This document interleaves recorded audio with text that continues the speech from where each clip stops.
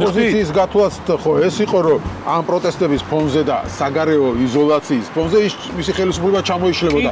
ვიღაცები გაიქცეოდნენ, ვიღაცები უარს იტყოდნენ, მაგრამ არ ჩამოიშალა. არა, მოიცე მე ძალიან ადრე არ დგას მყარად მე აი მანდ ვერ გეთახმები. ახლა აქეთ ხარეს ვიღაცები ამტკიცებენ ვინ უფრო ნაკლები ნაცია. ან ვინ მეტი ნაცია. ეს შეცდომაა უკვე ვერა. მიხვდით? ომი რო დაიწყო, ეგრევე დაიწყო, გამოვარდა ოპოზიცია და დაიწყეს რომ რატო არ აგზავნით თვითფრინავით მოხალისეებს, რატო არ უწესებთ სანქციებს. აი აგებული ხართ. იმათი ამომრჩევლის თვალში. გეუბნებათ რომ ამომრჩეველს აი ხო ხედავთ, ეს ომის პარტია არიან. ეგ შინაარსი ოპოზიციის მხრიდან არ ყოფილა. და გეთანხმები რომ ეს დეзინფორმაცია უნდა დავამატოთ. მაშინ რატო წააგეთ საინფორმაციო რატო მოახერხა ოცნებამ მათი ამომრჩევლის დარწმუნება იმაში რომ ხართ ომის პარტია. ერთი წუთით მე რა აი გეტყვით სად არის ჩვენი მხარის სისუსტე ნაკლებ ერთიანობაში. გახარიას ეძახის ნაც რისთვის იცით რომ გახარია გამოვიდეს და იძახოს არავარ ნაცი და მთელი დისკუსია იყოს ამაზე და ვერ შედგეს ერთიანობა. ნაცი დღემდე რო არის სალანძღავი სიტყვა ამომრჩევლის რაღაც გარკვეულ კატეგორიაში. ახლა მან წავიდეთ მე სტრატეგია აღმოჩენებას წარმოვადგენ ეს ერთი. გეთანხმები აქ საინფორმაციო ომი წაგებულია. ხო და 12 წელი რო აგებ საინფორმაციო მე რისი იმედი გაქვს. ხო და მაგას გეუბნები იმედი მაქვს ქართველი ხალხის. მოგესალმებით. მე ვარ ჟურნალისტი მერაბ მეტრეველი და ეთერშია გადაცემა პოლიტქალაქი. კვირის ბოლოს ქართულმა ოცნებამ კიდევ ერთი სიურპრიზი შემოგთავაზა. მამუკა ბდინარაძემ გამოგვიცხადა, რომ ოცნება აპირებს საკონსტიტუციო სასამართლოში შეიტანოს სარჩელი საგამოძიებო კომისიის დასკვნაზე დაყრდნობით და მოითხოვოს ნაციონალური მოძრაობის და მისი სატელიტების აკრძალვა. თუ რომელი პარტიებია ნაცების სატელიტები, ამას რა თქმა უნდა ქართული ოცნება გადაწყვეტს. და როგორც ბდინარაძე გვეუბნება, მათი გადმოსახედიდან ყველა ბარიერგადალახული პარტია ნაცების სატელიტები არიან. შესაბამისად გამოდის, რომ ოცნებამ თუ ეს ინიციატივა ბოლომდე მიიყვანა, ყველა მსხვილი ოპოზიციური პარტია აიკრძალება. ოცნება გვეუბნება არა მხოლოდ მოქმედი პარტიები, არამედ მათი მემკვიდრე პარტიებიც კი აიკრძალება, ანუ თუ ეს ადამიანები წავლენ და ახალ პარტიას დააფუძნებენ, ის პარტიაც აკრძალული იქნება. რა სტრატეგია უნდა დაუპირისპიროს ასეთ მიდგომას ოპოზიციამ და რამდენად მიაღწევს ოცნება თავის მიზნებს. ამ და სხვა საკითხებზე ვესაუბრებით სტრატეგია აღმაშენებლის ლიდერს გიორგი ვაშაძეს. მოგესალმებით ბატონ გიორგი. მადლობა გადაცემაში მონაწილეობისთვის და დავიწყოთ ბოლო სიახლეთ. ესა ეხება დაანონსებულ აკრძალვას ოპოზიციას. ქართული ოცნება გამოდის ინიციატივით, რომ როცა საგამოძიებო კომისია დაასრულებს მუშაობას, მიმართავენ საკონსტიტუციო სასამართლოს და აკრძალებენ ნაციონალურ მოძრაობას და მათ სატელიტებს. მათი სატელიტები არ ვიცი როგორ განისაზღვრება, მაგრამ წინასწარაც გითხრეს სატელიტური ანტენით გაზომავენ ალბათ. 4-ვე ბარიერ გადალახულ პარტია შეეხება ესო ბდინარაძემ თქვა, ანუ თქვენს, ლელოსაც, არამიას, მელიას და მათ შორის გახარიასაც კი, რომელიც მათი პრემიერ-მინისტრი იყო. მოკლედ, ვისაც როგორ ჩანს თავად გადაწყვეტენ რომ ნაცები არიან, ყველას შეეხება. როგორ ფიქრობთ, ეს განცხადება რატო გააკეთეს ეხლა, სანამ კომისია არ დასრულებულა და რამდენად წავლენ ამაზე თქვენი აზრით? ხო, ძალიან სწორი კითხვაა, რატო ახლა? რატო გააკეთეს ეს განცხადება ასე ნაჩქარებად? მე არ მგონია რომ ეს დიდად გააზრებული განცხადება იყო. მძიმე დღეშია ქართული ოცნება რატო? ხუთშაბათი დღე გავიხსენოთ, როცა ეს განცხადება გააკეთეს. ერთი მხრივ მეგობარი აქტი, რომელიც მათთვის არის უმძიმესი საკითხი, იმიტომ რომ მათ კითხვას უნდა გასცენ პასუხი, რატო არ უნდათ ამერიკული ინვესტიციები, რატო არ უნდათ იუიზო მიმოსვლა ამერიკასთან, რატო არ უნდათ თავდაცვის უნარიანობაში მეტი მხარდაჭერა ამერიკისგან, რატო არ უნდათ თავისუფალი ვაჭრობა და რატო ცდილობენ რომ საქართველოს დატოვონ მარტო დაუცველი ამერიკის მეგობრობის გარეშე და ამის ნაცვლად და მეორე საკითხი რომ სხვა შორის უნდა ვთქვა რომ აი რაღაცა შულავერის კომისიის ასე ვთქვათ პირობებში ხუთშაბათი დღე მათთვის ძალიან კატასტროფული იყო, იმიტომ რომ ყველაფერი საპირისპირო დადგინდა, არალეგიტიმურია ეს ყველაფერი და ხალხმა დაინახა, რომ ისინი ცდილობენ რუსული არგუმენტაციით, მათ შორის მედვედევის წერილით გაამყარონ თავისი პოზიციები. იმ დონეზე მივიდნენ, რომ მედვედევის წერილი წაიკითხეს.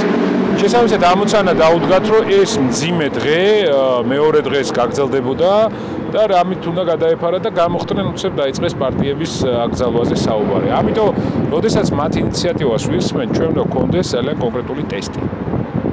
რატო ახლა, რატო ეს სიგიჟე? და რის დამალვას აპირებენ, რის გადაფარვას აპირებენ. ეს გადაფარვა იყო თუ პირიქით გზავნილი იყო ამერიკის სენატის მისამართით, კონგრესის მისამართით, რომ თქვენ თუ გადმოდგამთ ერთადერთი, იმიტომ რომ ზუსტად დაემთხვა, როცა სენატში იღებდნენ მეგობარ აქტს, მაშინ გააკეთეს ეს და მე პირიქით გონია რომ ეს არის ივანიშვილის გზავნილი, რომ მე არაფერზე უკან არ დავიწყებ და არ გეგონოთ რომ მეგობარი აქტით შემაშიდებ. აქეთ მომაწვევით მეც მე ვარეს ვიზა. ყველა ნათქვამი უკვე კარგახანია, რასაც ისინი ამბობენ, გათვლილი არის მხოლოდ ქართულ აუდიტორიას, იმიტომ რომ ქართულ ოცნებას არავინ დავასრულებ მე ჩემს პასუხს. ქართულ ოცნებას არავინ არ უსმენს, მათ სიგიჟეებს უკვე დასავლეთში. ყოველ შემთხვევაში არაფერს მსგავს შანტაჟთან მიახლოებულს, მით უმეტეს ტრამპის ადმინისტრაციამ ეს რომ იყოს წარმოუდგენელია. ეხლა მე გეტყვით რა შეასაქმე, ნახეთ. ქართულმა ოცნებამ გადაწყვიტა, რომ ქვეყანა მოაქციოს იზოლაციაში. ანუ ყველაზე დაუცველები ვიქნებით, როცა მარტო დავრჩებით, ხო? იმისთვის რომ ეს იზოლაცია, ეს დაუცველობა როგორმე რეალიზებაში მოახდინოს, რისი მიზანიც არის ძალაუფლების შენარჩუნება, მას ჭირდება აი ეს გაბრუებული ელექტორატი, რომელიც ყავს თავისი დეზინფორმაციით შეინარჩუნოს. შესაბამისად, იმდენად ხიფია უკვე ეს რაოდენობა ამ ელექტორატის, რომელიც მას ყავს აი ამ თავისი დეზინფორმაციით, პროპაგანდით შეინარჩუნოს, ცოტა არის. ცოტა, რავი, თუ გინდათ ბოლოკლევა რაც იყო დაახლოებით 30%-ზე ქვემოთ არის, მაგრამ ეს ხო ეთყობა საზოგადოებასაც. ხო და ქვემოთ არის, ანუ მას ჭირდება გუნცველი მხარდაჭერით უყავს დაემატება. აი ნახეთ, რესურსი რაღაც ასე შემდეგ. მაგაში არა, გუნცველი კი არ არის. პირიქით, ეს ხალხი ყავს, იმიტომ რომ პროპაგანდის მანქანით ეს ადამიანები ყავს მოჯადოებული რა. და შესაბამისად, ნახე, დავამთავრებე, ნახე, თუ ამ პროპაგანდაში შეღწევას ახდენს ისეთი ინფორმაცია, რომელიც ასუსტებს ქართული ოცნების პროპაგანდას, მაშინ ის აგებს. მიხვდით და აკლდება მხარდამჭერი. ახლა ნახეთ რა შეასაქმე, როგორც ნარკომანს ნარკოტიკი სჭირდება, რომ ასე ვთქვათ, იმიტომ რომ შესმულია ამაზე, ზუსტად ასე ნარკოტიკული ნივთიერებასავით აწვდის ქართული ოცნება ყალბ პროპაგანდას, ყალბ ნარატივებს აი ამ აუდიტორიას, რომელიც ყავს იმედზე მობილიზებული და იმ ასე ვთქვათ მედია და ინტერნეტ რესურსებით, რომელიც ამ პროპაგანდას ავრცელებს. მიხვდით? ამიტომ ყველა მათი ნათქვამი, რასაც ისინი ამბობენ, სწორედ ამ ჭრილშია დასანახი. მათ ჭირდება რატო გამორიცხავს ორივე მიმართულებით მუშაობ. იმიტომ რომ, გეტყვით, იმიტომ რომ თუ ამერიკასთან შენ გინდა რამენაირად საქმის დაალაგება, მაშინ სხვანაირად უნდა იმუშაო. აი, მოდი ახლა შევხედოთ, მე მეჩვენება რომ რაღაც ივანიშვილი ბოლომდე ვერ შეისწავლეთ. მიუხედავად იმისა, რომ ამდენი ხანი მას ებრძვით და ასე შემდეგ, იმიტომ რომ მისი ყველა ნაბიჯი აი დაწყებული მაშინ პირველად რუსული კანონი მიიღო და ეს ხო ყველაფერი იყო პასუხი დასავლეთის ზეწოლა. დასავლეთმა მოთხოვა რეფორმები მას. მოთხოვა არჩევნების სასამართლო. აი ასე უპასუხო, ანუ ის პასუხობს ამ ლოგიკით. იქნება ჩემზე ზეწოლა, მე უარეს გავაკეთებ. და მე რა დაუშავო? უკან არ დავიხო და ჯერჯერობით არა, დასავლეთამდე არ დაუშავდება, უბრალოდ ის ეუბნება, რომ აქ ვერ მიაღწევ. ანუ ამ გზავნილს უგზავნა, აქ ჩემზე ზეწოლით ვერ მიაღწევ და ბოლოს შეიძლება საერთოდ მართლა რუსეთის გავლენის ქვეშ აღმოჩნდეს საქართველოს და შენ კიდე გააგრძელებ ჩემზე ზეწოლას. რუსეთის გავლენის დაახლოებით ეს გზავნილია. არა, ვერ დაგეთანხმებით. ნახეთ, მოდი ეს რო ამოვიცნოთ, გავაანალიზოთ, ხო? დანაშაულის შინაარსი, რომელსაც ისინი ჩადიან შემადგენლობა. რა არის მთავარი мотиваტორი ივანიშვილისთვის და ქართულ ოცნებისთვის? რა არის მთავარი мотиваცია, რა არის მერაბ, ხო? მთავარი мотиваცია არის ძალაუფლების შენარჩუნება. კი ბატონო. იმიტომ რომ მისი ლოგიკაა, უჩემოთ სულ აღგვილა პირისაგან მიწისა ეს ქვეყანა არ მაინტერესებს. ან მე, ან არაფერი. ხო? ანუ მისი ამოცანა არის ძალაუფლების შენარჩუნება. ძალაუფლების შენარჩუნებისთვის მთავარი რაც მას ჭირდება და ამიტომ აქ დეზინფორმაციის მანქანა დაქოქილი, რომ ის მინიმალური რაოდენობა ადამიანების ყავდეს მოჯადოებული, ხო, რომ ბოლომდე არ ჩამოიშალოს. და მეორე, იმ გუნდში, რომელიცაც ისინი გუნდს ეძახიან, ეს კორუმპირებულ მძარცველთა ერთობლიობა, ყევები არ ქონდეს, ხო?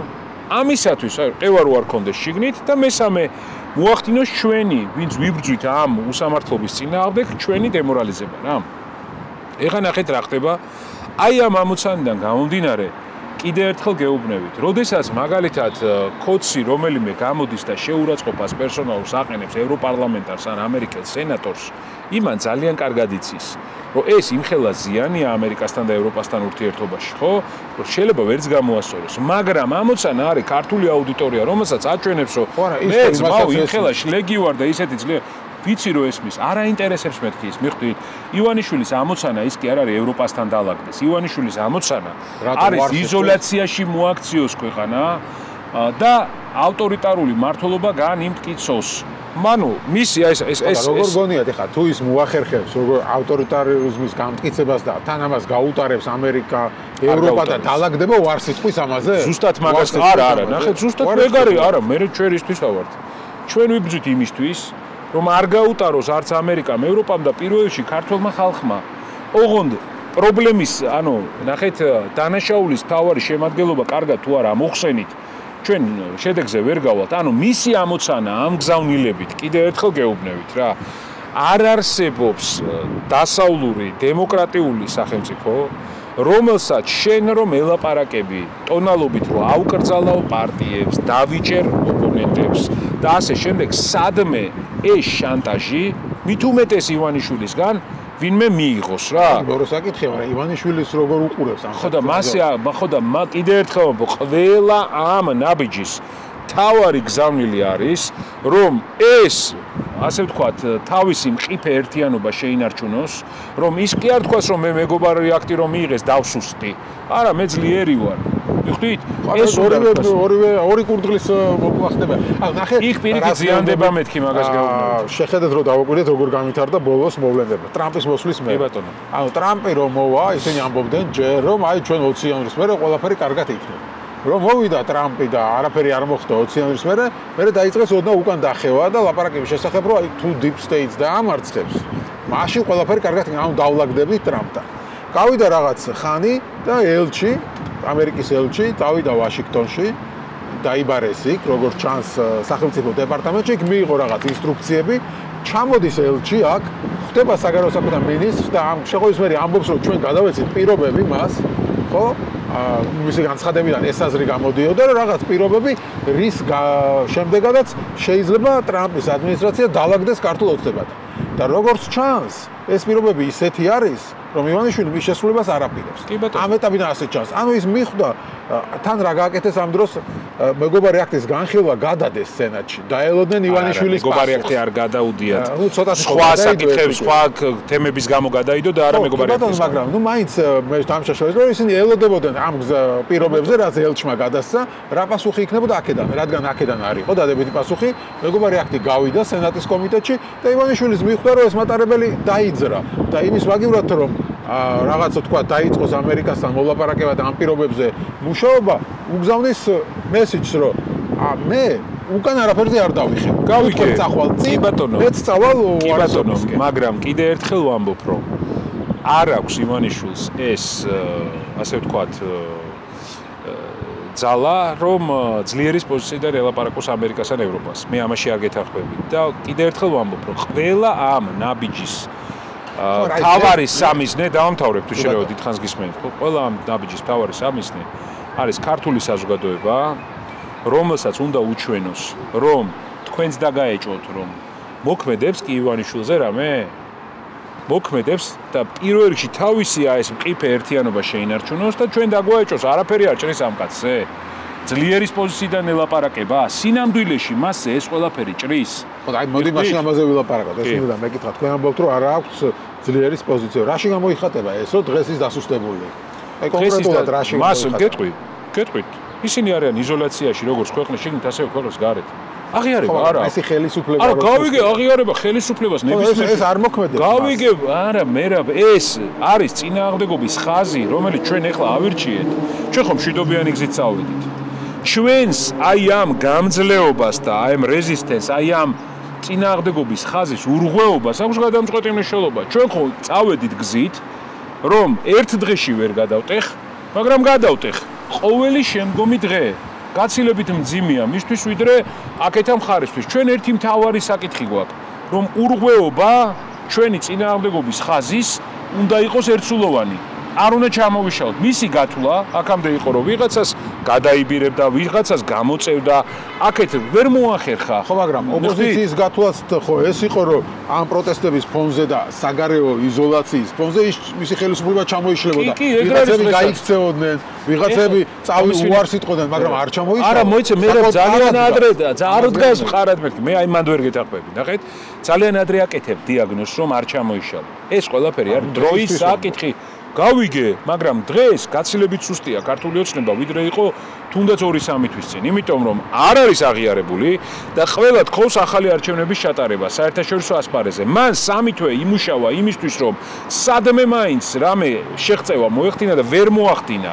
და ეს არის ზუსტად იმ ხალხის დამსახურება, ვინც ქუჩაშია და მათ შორის ოპოზიციის დამსახურება, რომელმაც ნახეთ, უფრო მეც გეტყვით. ქართული ოცნება ჩვენ მივიყვანეთ იმ ჩიხამდე, რომ ამერიკის ჩართულობა იქნება ევროპის თუ ნებისმიერ შემთხვევაში კრიზისი ხო უნდა განიმუხტოს. კრიზისის განმუხტვის ერთ-ერთი გზა რატო არის ახალი არჩევნები? იმიტომ რომ ამ პარლამენტის ლეგიტიმაციის შესაძლებლობა აღარ დარჩა. მე მანდატი აღარ მაქვს. ანუ მე ვერავინ ვერ მეტყვის რომ შემოდი პარლამენტში და რაღაცა ვქნათ. გავიგე, მაგრამ ლეონიშვილი ამბობს რომ არ მაინტერესებს ეს. გავიგე, რო არ აინტერესებს, არა, მომისმინეთ, რო არ აინტერესებს, საერთოდ რეაგირებას არ გააკეთებდა არც მეგობარ აქტზე, არც გარე, ასე ვთქვათ, საკითხებზე, არც ბევრ თემაზე. როგორ არ აინტერესებს? აინტერესებს და ძალიან კარგადაც აინტერესებს. და ამაზე რეაგირებს, მიმიხვდით? ერთადერთი რაც არის თქო, მისი მთავარი სტრატეგია არის ეგრეთ წოდებული, ესე ვთქვათ, ფლადინგის სტრატეგია, ანუ დატბორვის სტრატეგია, რომ საინფორმაციო ველი იმდენად გადაფაროს ამ სიგიჟეებით, რომ ადამიანებმა ვერ გამოიხედონ თვალში, მიმიხვდით? ეგ არის. მე უბრალოდ მინდა მთავარ საკითხზე გადავიდეთ, რომ რა არჩევანი აქვს საბოლოო ჯამში საქართველოს. მარტო დაუცველი ივანიშვილის რეჟიმის ქვეშ ევროკავშირის წევრი, დაცული ეკონომიკით, დაცული დემოკრატიით და თავისუფლებით ჩვენთან ერთად. აი ეს არის რეალურად არჩევანი რა და ამ არჩევანის შეღწევა ახლა ჩვენი ამოცანა იმ ხალხში, ვინც მას ყავს მოჯადოებული. ვიხდით, ეს არის თელი თავარი მიზეზი. ეს ვერ მოაქცეთ. საინფორმაციო წააგო ოპოზიციამ ფაქტობრივად. ნახეთ, პირველი საინფორმაციო ომი რო წაგვეგო, ახლა 60-70% იქნებოდა მათ მხარეს, ხო? მაგრამ თუ შენ მეტყვი რომ არ არის საკმარისი ეს უპირატესობა, მე ამაში გამოყვები. და ვიტყვი რომ დიახ, მეტი გვჭირდება აქ. აი იმ ღრმა კოორდინაციაზე იქ სადაც არის შეხვედრა, მე სულ ამას ვამბობ. ჩვენ არ შეიძლება ვიყოთ თავდაცვით, არ შეიძლება მათ მესიჯებს ვაძლევთ. აი მარტივ მაგალითს გეტყვი რა.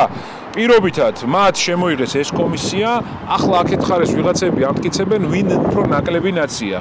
ან ვინ მეტი ნაცია. ეს შეცდომაა უკვე ვერა. მიხვდით? იმიტომ რომ მისი საინფორმაციო, ასე ვთქვათ, გზავნილის გაძლიერებაა. მაგრამ ახლა იძახო ნაცები. არა, და იძახო, შენ უნდა ელაპარაკო მეგობარ აქტზე.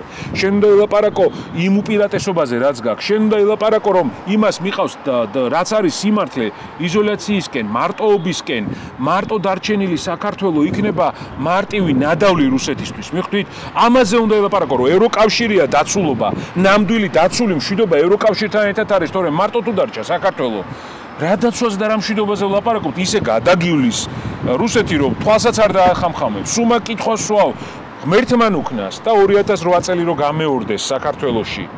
კობახიძე ვის ურეკავს? ვის ურეკავს დახმარებისთვის? მაგას ამბობენ, რომ ჩვენ ერთ-ერთი ხელისუფლება ვართ, ვის პერიოდშიც არ გამეორებულა ასეთ რაღაცა. არა, ნახეთ, განმეორდა. არა, ხო და მე რა ბეგარი ტყუილი, იმიტომ რომ რუსეთისგან და სხვათა შორის ამ კომისიამაც ეგ დაადასტურა ამ შულავერის კომისიამ, ამ ღალატის კომისიამ, ხო? უკრაინაში მოქმედი ყველაფერი.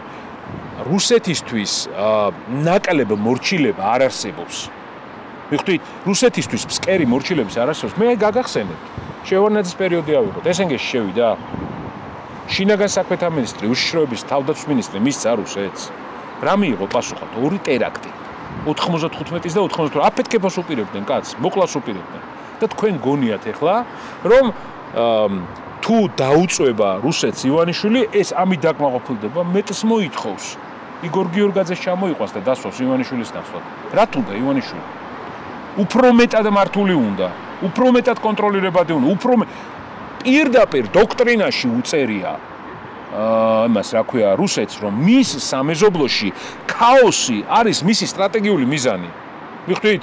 ქაოსი, ანუ მას რა უნდა საქართველოში? ქაოსი უნდა, უბედურება უნდა. ასე შემდეგ. ამიტომ ის ამომრჩეველს ამას ეუბნება და ჯერჯერობით ყიდის. მაგალითად ეუბნება რომ აი ოპოზიცია ომი რო დაიწყო, ეგრევე დაიწყო, გამოვარდა ოპოზიცია და დაიწყეს რომ რატო არ აგზავნით თვითმფრინავით მოხალისეებს, რატო არ უწესებთ სანქციებს. აგებული ხართ იმ ამომრჩევლის თვალში. და გეუბნებათ რომ ამომრჩეველს აი ხო ხედავთ ესენი ომის პარტია არიან. აი მე კითხვას გისვა. ჯერ ომი არ მქონია რუსეთს. ოპოზიცია მოითხოვა ევროპულ სანქციებზე შეერთება? სანქციებზე შეერთება? კი. აი რასაც გვაბრალებს ქართული ოცნება. სანქციებთან დაკავშირებით იყო დიდი ასე ვთქვათ წინააღმდეგობა ოცნებასთან დაკავშირებით. კითხვას გისვავ კონკრეტულად. არც ციტატა. ეგ შინაარსი ოპოზიციის მხრიდან არ ყოფილა. და გეთანხმები რომ ეს დეზინფორმაცია უნდა დავამარცხოთ რომ შენ არ გეგონოს ჩხუბი იმაზე არა ერთი არა რატო არ აგზავნით მოხალისე არა ჩხუბი მოგეწყვი რაზე იყო არა ჩხუბი რაზე იყო ღარიბაშვილის განცხადებაზე რომ უკრაინამ ვერ აირიდა თავიდან ომიო ამაზე იყო მთავარი კონფლიქტი მეორე დიდი კონფლიქტი იყო როდესაც არ შეჰქონდათ განაცხადი ევროკავშირის წევრობაზე ყველა დანარჩენი ეს იყო ცალკეული არა ოპოზიციის განცხადება არ ყოფილა მაგაზე აკო როგორ სანქციების შეერთება ცალკეულმა ადამიანებმა შეიძლება თქვეს რომელიც არ არის არა არც ერთ პარლამენტარს ეგ არ უთხოვს მე კეპი და პერგეუბნები სული პასუხზე არც ერთ პარლამენტარს არ მოუთხოვია ევროპული სანქციების შეერთება ანუ ამაზე იყო კრიტიკა რომ თვითმფრინავს რატო არ აგზავნეს მოხალისე მე ნახე ორივე საკითხი შენ მითხარი რომ ხო ესე დავიწყეთ არა მითხარი რომ აი ოპოზიცია სუსტია იმიტომ რომ სანქციები მოითხოვა და იმიტომ რომ თვითმფრინავს ამას ამბობს ხო გიბრუნებენ მაგრამ კი არ მიბრუნებენ აყალბებენ მეთქი გეუბნები და თუ მეუბნები რომ ამას უნდა დაუპირისპირდე ამ დეზინფორმაციას კი სიმართლეა იმიტომ რომ ჩვენ არასდროს არ გვითხოვს ევროპულ სანქციებზე შეერთება ჩვენ ვამბობდით რომ სანქციების გვერდისავლის მექანიზმი არ იყოს საქართველოს ეს იყო ჩვენი გზავნილი უფრო მეტიც როდესაც ღარიბაშვილი მოსული იყო პარლამენტში ჩემი ხელით მერაბ გადავეცი 7 პუნქტიანი გეგმა საერთო ოპოზიციური, სადაც შეთავაზება გქონდა, რომ მოდი მთელ ევროპაში ერთად ვიაროთ, რომ კანდიდატის სტატუსი მივიღოთ. მიუხედავად იმისა, რომ დიდი პროტესტი და აქციები დაგვჭირდა იმისთვის, რომ კანდიდატის სტატუსზე განაცხადი შეეტანა. გაიხსენეთ საგარეო მინისტრი, რომელიც წინა დღეს ამბობდა, რომ არ არის სისულელეაო ამაზე შეტანა. მაშინ რატო წააგეთ საინფორმაციო რატო მოახერხა ოცნებამ მათი ამორჩევლის დარწმუნება იმაში, რომ ხართ ომის პარტია. ერთი წუთით, მერაბ, აი გეტყვით. კი არ წავაგეთ უპირატესობა რომელიც უნდა მოვიპოვოთ ის უპირატესობა ვერ მოვიპოვეთ ამაში გეთახმები ერთი იმიტომ რომ წაგება არის რომ დღეს 70% იყოს ხოცის აზრზე მადლობა ღმერთს რომ 70% არის პირიქით აზრზე ახლა მეორე საკითხი ამიტომ ვამბობ მე ერთიანობას ამიტომ ვამბობ კოორდინაციას ამიტომ საუბრობ ერთიან შტაბზე ერთიან საინფორმაციო მონოლითურ კამპანიაზე, რომელზეც დაწერილი მაქვს პუნქტები კონკრეტულად და აი ხა სალომე ზურაბიშვილთან ვიყავი, მასთანაც მქონდა საუბარი ყველასთან. ამ დიდ მანქანას მხოლოდ ერთიანი ორგანიზებული მუშაობით საბოლოოდ დავამარცხებთ, რომ არავის ეგონოს, რომ ოპოზიცია ომის მოსურნეა, რომ არავის ეგონოს ოპოზიციას უნდა რა, ჩვენ რა გვინდა? ევროკავშირის წევრობა რომ ვიყოთ დაცულები. მარტო რო არ ვიყოთ.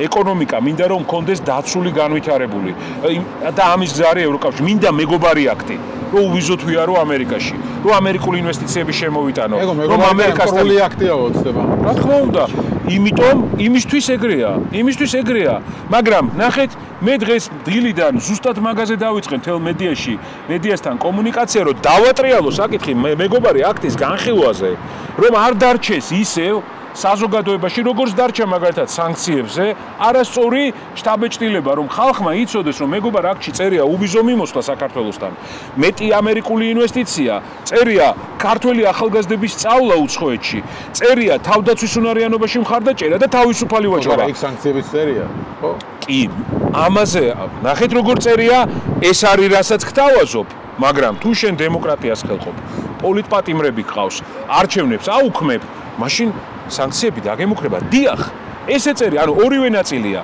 ანუ რა მოითხოვება რო იყო შენ პატრიოტი შენი ქვეყნის წესით ქართულმა ოცნებამ რა პასუხი უნდა გასცეს დავსხდეთ აღვადგინოთ სტრატეგიული პარტნიორობა დავილაპარაკოთ ქართული ოცნება რო ძლიერი იყოს დღეს არჩევნებსაც დანიშნავდა მაგრამ მან იცის რომ ახლა რომ მან არჩევნები დანიშნოს წააგებს ამ არჩევნებს ვიხდით უფრო გაცილებით დასუსტებულია ვიდრე იყო ახლა კიდე ერთხელ ვიმეორებ სად არის ჩვენი მხარის სისუსტე ნაკლებ ერთიანობაში.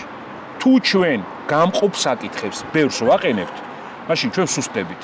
და მე როგორც არჩევნებამდე და მაშინაც მქონდა შენთან ეთერში და მაშინაც იყო საუბარი ერთიანად, არაერთიანად, ასე შემდეგ, ხო? არჩევნებზე გასვლა რა. მაშინაც ვთვლი, რომ ეს იყო სერიოზული, ასე ვთქვათ, შეცდომა, რომ ერთიანი მონოლითური ბლოკი პირველ ადგილზე გავიდოდა, ისინი მეორეზე, უფრო მეტიც. ჩვენ კი მოვიგეთ არჩევნები, მაგრამ ხმის დაცვას შევძლებდით გაცილებით მაგრა. როცა ერთიანი იქნებოდა, ერთმანეთის კონკურენცია არ იქნებოდა. გინდა არ გინდა, კონკურენცია არის ყოველთვის, როცა ცალ-ცალკე ბლოკებია, ხო? ეს ბუნებრივია რა. და მეორე დღესაც ასე ვფიქრობ და მოდით სიაზე რო არ წავიდეთ პირველ ნაბიჯს ერთიანობისას, მე ვხედავ ღრმა კოორდინაციაში, საერთო საინფორმაციო, ასე ვთქვათ, ომის კონტრ სტრატეგიაში და ხალხისთვის ჩვენებაში ამ ორი არჩევანის დაცულობა ევროპასთან დაუცველობა მარტო. უცება თამაშობს წაუგებელ თამაშს. ის ეუბნება იმ ხალხს, ვისაც ნაცები არ მოსწონს დღემდე და ეს არის ახლა თქვენი პრობლემა, იმიტომ 12 წელი ვერ მოახერხეს ნაცებმა, ხალხი და გადარწმუნება იმაში, რომ ისინი არ არიან საშიშები. ვიღაცა რაღაც დიდი ნაწილის. ამ ხალხს ნახე რა ეუბნება, თუ ერთად დაგინახავთ, ეთქვის რომ აი ხომ მოგთ ყველა ნაცები არიან. თუ ერთად არ იქნებით, იტყვიან რომ აი ხომ მოგით ერთმანეთს ჭამენ. ანუ წაუგებელ თამაშს თამაშობ. აკეცა ხო. არა და აქაც ვერ დაგეთახმები. ნახეთ. რა რისი ეშინია ქართულ ოცნებას? მოდი აქედან დავსვათ კიდევ. აი რისი ეშინია ქართულ ოცნებას? ქართულ ოცნებას ეშინია აქეთ ხარეს ჩვენი საყოველთაო გაერთიანებას. რატო პირიქით მოგმართება ჩაყრის ყველა თქვაში. ეს ყველა ნაცები არიან. ჩაყრილი ყავს. ამაზე მეტად ვეღარ ჩაყრის. ვიხდით, ამაზე მეტად ვეღარ ჩაყრის, მაგრამ რატო აკეთებს ამას? თქვენ სხვებს აკიდოს კომპლექსი, რომ თუ გაერთიანდები, მაშინ ნაც იქნება, მაინც ნაც არ გეძახის. გახარიას ეძახის ნაც. ხო, კი. მოდა გახარია კიდე ერთხელ ხო და მაგას გეუბნები რომ გახარიას ეძახის ნაც. რისთვის იცით? რომ გახარია გამოვიდეს და იძახოს არავარ ნაცი. და მთელი დისკუსია იყოს ამაზე და ვერ შედგეს ერთიანობა. ნაცი დღემდე რო არის სალანძღავი სიტყვა. სალანძღავის რაღაც გარკვეულ კატეგორიაში. ახლა მან წავიდეთ მე სტრატეგია აღმოჩენებას წარმოვადგენ ეს ერთი. მაგრამ მეორე თუ მეკითხები ნაციონალურ მოძრაობას რა უნდა გაეკეთებინა 12 წლის მანძილზე. მე ამაზე 2016 წელს რო წამოვედი ნაცმოძრაობიდან, ჯერ კიდევ მაშინ მქონდა საუბარი. არასაარჩევნო პერიოდი იმისთვის კი არ არის რომ შენ მხოლოდ და მხოლოდ პარლამენტში იყო და დისკუსია, შენი კამპანია უნდა გქონდეს.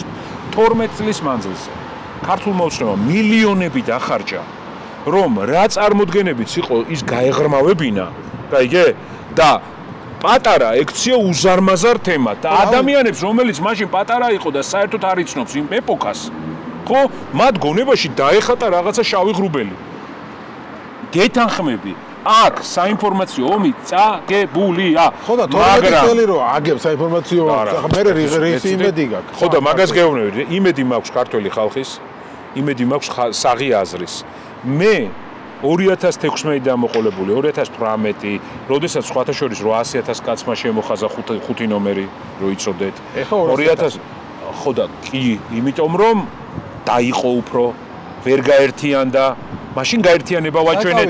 გაერთიანებული ოპოზიცია ძალა ერთობაში ავაჩვენეთ. საინტერესო კითხვა არის სხვათა შორის. ნაციონალურ მოძრაობას ყველა არჩევნებზე საშუალოდ ხონდა 600,000 ხან უფრო მეტი, ხან ცოტა ნაკლები, მაგრამ 600,000 სტაბილურად. ამ არჩევნებზე ნაციონალურ მოძრაობამ აიღო 200,000 ხმა, თქვენმა ერთობლივად, თქვენ და ნაციონალურ მოძრაობამ 200,000, 600,000 და 400,000 ხმა გააქრა, მაგრამ იქიდან 200,000 გასაგებია, გვარამიამ და მელიამ წაიღეს. დანარჩენი 200,000 სადაა. კეთყვით, საბოლოო ჯამში მე არ მინდა რომ დიდხანს გავაგზავნოთ ეს ნაცმოძრაობის თემა, იმიტომ რომ გაცილებით საინტერესო თემები არის საზოგადოებისთვის ახლა რა არჩევანი გვაქვს და ხვალდაზე გრაგველოდება, ხო? მაგრამ გეტყვით, პასუხი გააქვს. ჯამურად გადანაწილდა იმ 4 ბლოკზე, რომელიც გავიდა არჩევნებზე. ჰაერიდან ხო არ მოსულა არც მელოს ხმელი და გახარია ახალი არჩეველი ძალიან ცოტა ციფრია. რაც 2000 წაიღო ეს. არა, რაც 2020 როგორ შეიძლება ხარ ნაცმოძრაობიდან ხმა წასულიყო ოცნებაში. ორი კომპონენტი. მაგალითად ამ ხალხს თქვენს კოორდინატორებს თუ აქტივისტებს მეტი გადაუხადეს. არა, არ გადაუხადეს. პირადობები გამოართვეს პირდაპირ მხარდამჭერი, ანუ წაართვეს, ხო? იყიდეს, მაგრამ ეს შესაძლებელი გახდა, იმიტომ მე ვფიქრობ პირველი რომ აქეთ ძალა ვერ ვაჩვენეთ, ის ძალა, რომელს გამოც ადამიანი იტყოდა რომ არ გავყიდი მე ამ ჩემპირადობას, არ გავაქირავებ ამ ჩემპირადობას, იმიტომ რომ 200 კი არა, 2000 ლარი და კარგი ცხოვრება მელოდება წინ. ამიტომ მინდა მონოლითური ალტერნატივის შექმნა. მიხვდით? ამიტოა მნიშვნელოვანი არჩევნებზე რეალური ალტერნატივის გამოსახვა. ალტერნატივის გარეშე შეუძლებელია, მაგრამ აქ რო არ წავიდეთ. დღეს გვაქვს პირველი ნაბიჯი გადასადგმელი. ეს არის საინფორმაციო ომი, უნდა მოვუგოთ ქართულ ოცნებას. რა უპირატესობებია ჩვენსკენ ვიტყვი?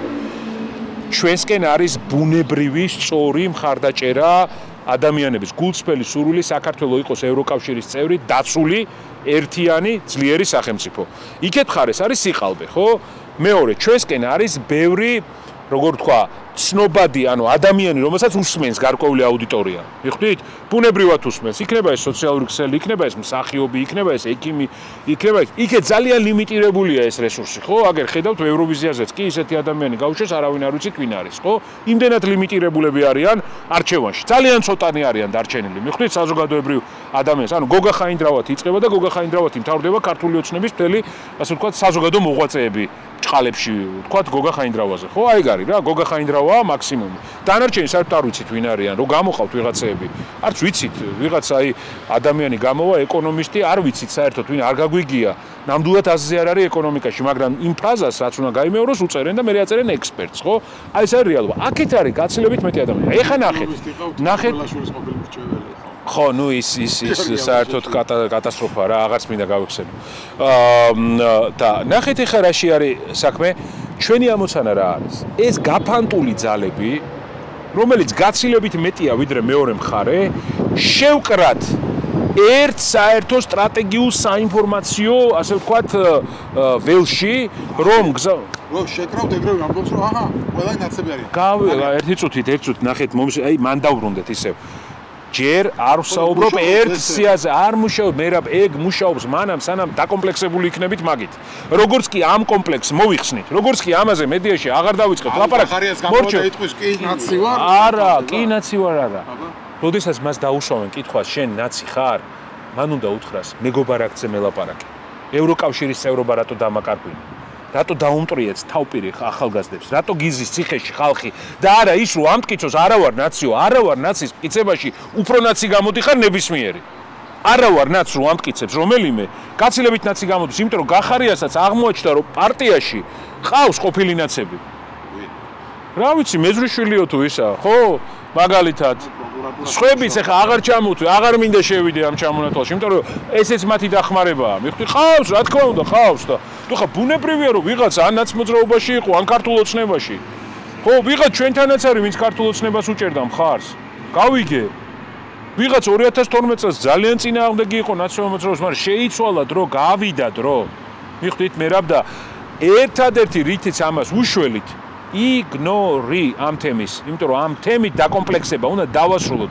ეს არის ერთიანობის მთავარი ჩამშლელი და როგორც კი ერთიანობა შედგება, ეს ამას აკეთებს ნიზამიმართულად ის მხარე, რომ ჩვენ ვერ შევძლოთ ერთიანობა და ვერ დავამარცხოთ ისინი. ერთიანობა შედგება, განადგურებულია იქეთ ამ მხარე.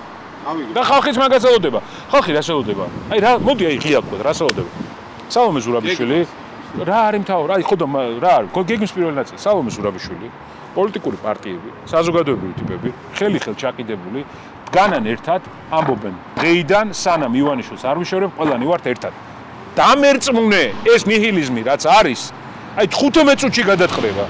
ამას ხო ელოდება ეხლა საზოგადოება რა. აი გულწრფელად თქვათ რა.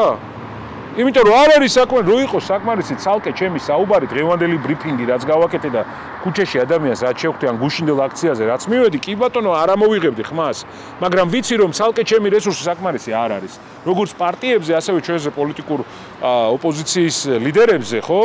ძალიან სერიოზულად მუშაობს ნეგატიური კამპანია, ხო? ეხლა ჩემზე ზუსტად დათვლილი მაქვს საარჩევნო პერიოდში, მარტო ჩემ გაშავებაზე თვეში ხარჯავდნენ $120,000 რეკლამებში, სხვადასხვა წყაროებში, fake news-ების გავრცელებაში, ჩემი სიტყვების გადაკეთებაში, რა ვიცი, გადაცემაში ჩემი სიტყვა გადააკეთეს ინდონეზე და მე თავის ტროლებს ჩაუსვამენ და იმას გეუბნებიან. ხო, რა ვქნათ ახლა ამ რეალობაში ვარ, ამას მე და თქვენ მერაბ, თქვენც ასე გიპირისპირდებიან, ყველას ვინც თავს ამოყობს, ყველას ასე უპირისპირდებიან. მხოლოდ ერთიანობით დავძლევთ, იმიტომ რომ ჩვენ ლიმიტირებული რესურსები გვაქვს. ფინანსური, ადამიანური, მედია, საჯარო ადმინისტრაცია, ხო? აქ ხო არ არსებობს ეხლა სასამართლოში რამეს სიმართლეს გავიტანა, რამეს დავადგენ. კაიგეთ და დაგჩაგრავენ მანამ, სანამ ვართ გათითოკაცებული. და როგორც კი ერთიანი კონსოლიდირებული ფრონტი გვექნება, ისინი დაიჩაგრებიან. აბა მე ნახე თუ სწრაფად არ დატოვებს ქართულ ოცნებას გარკვეული ადამიანები. აქ რო ერთიანობას დღეს პოლიციიდან ბევრს უნდა წამოსვლა, ვის დაელაპარაკოს? კითხვასო, ვის დაელაპარაკოს? ვისგან აიღოს გარანტიები, რომ მას ხვალდაზე ეგ პრობლემა არ ექნება? ალტერნატივა ამისთვის არის საჭირო. ქართული ოცნებიდან რომელიღაც ბიზნესს უნდა რომ გაემიჯნოს. მე ვფიქრობ, რომ ალტერნატივის შექმნას პრობლემა არის ნაციონალური მოძრაობა და ამიტომ ვერ იქნება. არა, ხო და ეს ხო მისი შექმნილია თქო. გავი, არა, ხო და ნახე, ხედავთ ახლა სხვა ახალ ამბავს. კი ბატონო. ხო, ოდა ეს მის ხელოვნურად არის თქო შექმნილი, კი ბატონო. ბატონო, ასე თუ ისე მუშაობს და ეხლა შევხედოთ ახალ საფრთხეს. ახალი საფრთხე, რაზეც დიდას დავიწყეთ საუბარი. ისინი ამბობენ, რომ არათუ ადგილობრივ არჩევნებში მონაწილეობას ვერ მიიღებთ. ხო. უბრალოდ არ მიიღებთ, უბრალოდ ვერ მიიღებთ, იმიტომ მანამდე აკრძალავთ. მოდი ხა გავიაროთ ეს სცენა. ქართულ ოცნება ამბობს, რომ აკრძალავთ ყველა ბარიერი გადალახულ პარტიას, არა მარტო მათ, არამედ მათ მემკვიდრე პარტიებსაც, ანუ შენ პარტიას რო გააუქმებენ, თუ წახვალ ახალ პარტიას დააფუძნებ, ის აკრძალული იქნება, იმიტომ რომ იქ ჩაიწერება, რომ ამ პარტიებში ვინც არის დღეს, ისინი თუ ახალ პარტიას შექმნიან, იმათი პარტიას აკრძალული. კი ბატონო. აი ეს თუ მოხდა, რას აპირებთ მე? პარტიას ვეღარ გეტყვით. მოკლედ, პირველი რომ ისევ და ისევ კითხვა, რატო უნდა ამის გაკეთება, რატო აკეთებს ამას. მე სხვანაირად დავინახავდი ამ პროცესს. ქართულმა ოცნებამ იცის, რომ საპარლამენტო არჩევნების დანიშვნა მოუწევს. იმიტომ რომ ეს პარლამენტი არის ერთპარტიული. იქ არ არის სხვა არავინ წარმოდგენილი, შესაბამისად საპარლამენტო არჩევნების დანიშვნა მოუწევს. შეიძლება ერთი თეორია იყოს, რომ ამისათვის ცდილობს, რომ მეტი ბარიერი შეუქმნას ოპონენტებს მონაწილეობის და იმის ნაცვლად, რომ თქვათ, შეთანხმების დროს საუბარი იყოს CSKO-ს ცვლილებებზე, საარჩევნო გარემოზე, მაგიდაზე დადოსროს, ნუ სამაგიეროდ პარტიებს არ გავაუქმებ. მაგალითად, სავაჭრო დაიტოვოს რაღაც, გამიგე? სავაჭრო დაიტოვოს. ხო, საბოლოო არა ამერიკასთან, ხო, ხალხთან ვაჭრობს უფრო და არა ამერიკასთან. ეს ყველაფერი დამთავრდა წარუმატებლად და ოცნება მიიღო ეს ვაჭრობა დამთავრდა და მიიღო ეს გადაწყვეტილება და გაგაუქმა. ხო და მე მგონია რომ ეს ამ გადაწყვეტილებას ვერ მიიღებს. არა, ამაზე ხო ვერ იქნებით რომ გავიგე. მე არ არსებობს. სტრასბურგის სასამართლო შეუძლია გამოიყენოს დროებითი მექანიზმი, შეაჩეროს ამ კანონის მოქმედება და ჩვენი პარტიები იარსებოს. მაგალითად გეუბნებით. ანუ ეს ერთი ვარიანტი. ყველაზე მოკლე გზა. დავიცი. ეს თვითონაც იცის. ეს თვითონაც იცის, რომ ასე იქნება, ამიტომ ეგ არის არარეალიზებადი საკითხი. იმიტომ რომ, ნუ, რაღაც ალბათ 2 კვირა დაჭირდება, 3 კვირა ჩემი აზრით, რომ სტრასბურგმა შეაჩეროს ეგ გადაწყვეტილება. მე იმაზე რომ წავიდე რუსეთებით რომ აღარ გვაინტერესებს მე. ნუ გავიგე ხა აღარ გვაინტერესებს, კიდე ერთხელ გეუბნებით რომ ამ რეალობაში ვარ. თავარია ჩემი აზრით ყველა ასეთი გადაწყვეტილება აცოტავებს და აცოტავებს ქართული ოცნების მხარეს მყოფ ადამიანებს. აცოტავებს და მივა იმ კრიტიკულ ზღვარამდე, როდესაც რღვევა იქნება კომპლექსური. არც ერთი რეჟიმი რომელიც ჩამოშლილა რომელიმე ქვეყანაში, ყველას ეგონა რომ მონოლითური იყო და ამას რა მოერევა ამას, ყველა ესე ფიქრობდა, მაგრამ რაღაც წამში ხდება გარდატეხა ისეთი. მიხვდით, რომ ეს მთელი მონოლითურობა ქვიშასავით იბონება. ზუსტად ასე მოხდება აქაც. დამერწმუნეთ, თავარია წინააღმდეგობის ხაზის შენარჩუნება, მაქსიმალურად სადაც შეგვიძლია კონსოლიდაცია, არ მოვარღვიოთ ფრონტი ამ წინააღმდეგობის. ანუ არავინ წავიდეს ისეთ დათმობაზე, ისეთ გარიგებაზე, ისეთ შეთანხმებაზე, რომელიც რამენაირად მისცემს შესაძლებლობას ქართულ ოცნებას ჩავიდეს ბრიუსელში, ვაშინგტონში და თქვას, რომ დავალაგე საქმე. მიხვდით? აი ეს არის ჩვენთვის ძალიან მნიშვნელოვანი, რომ ეს მოხდეს. სხვა კიდე ერთხელ ვამბობ, მინდა რომ დღესვე იყოს, მაგრამ დღეს არ არის, მაგრამ 100% დარწმუნებული ვარ, რომ ჩვენ გავიმარჯვებთ. ხაზი წინააღმდეგობის უნდა შევინარჩუნოთ. ეს არის ჩვენი ამოცანა მინიმუმი. მაგრამ ეს ხალხი რამდენი ხაზი იდგება ქუჩაში? მე ვფიქრობ, რომ ჩვენ ყველანი ერთად ასე უყურებს, რომ ნელ-ნელა ცოტავდება. გავიგეთ, ცოტავდება 31-ში მოუწოდებ ხოლას მოვიდეს და იმედი მაქვს, რომ ბევრი ხალხი იქნება. მიუხედავად იმისა, რამდენი ადამიანი იდგება ქუჩაში, წინააღმდეგობა ოცნების მიმართ და ივანიშვილის რეჟიმის მიმართ არსად არ წავა. ეს ხალხი, ვინც ქუჩაში დგას და ვინც ივანიშვილის წინააღმდეგია დღეს, ქოცი აღარ გახდება. ვიხდით, ამიტომ განზომილება ჩემი აზრით სხვაგან არის. შეიძლება პირობითად 150 დღეს არ იყოს რუსთაველი გადაკეტილი, მაგრამ ეს არ ნიშნავს, რომ სადმე წავა პროტესტი. მაგრამ დიდი მადლობა მინდა უთხრა ყველას, ვინც ყოველდღიურად პროტესტში არის. 31 მარტის აქციისგან რასაუბრობთ? ჩემთვის თავარია ბევრი ხალხი მოვიდეს. თუ რამე ამოცანა დღეს გვაქვს, ეს არის ბევრი ხალხი. 31 მარტისგან ველოდები, რომ ახალი ეტაპი დავიწყოთ, რომ თუ აქ იქნება ბევრი ხალხი, მე მინდა რომ აიში ძალიან დიდი რაოდენობით აქცია გავაკეთოთ, მანამდე სერიოზული სხვა ტიპის მუშაობა და ვებზადები ამისთვის მე თვითონაც და სხვებთანაც მაქვს საუბარი მათ შორის სალომე ზურაბიშვილთან, რომ სხვა სამუშაო ვაჩვენოთ, ხო, 31 ასე ვთქვათ, 31-ის შემდგომ რომ ეს პოზიტიური ემოცია აღუძრათ საზოგადოებაში და დიდი ერთსულოვნება ვაჩვენოთ უკვე აპრილი-მაისისკენ ჩვენ თავსაც და მთელ საქართველოსაც. ნახოთ რა გამოვა, მადლობა დიდი გადაცემის. ძალიან დიდი მადლობა. კარგად.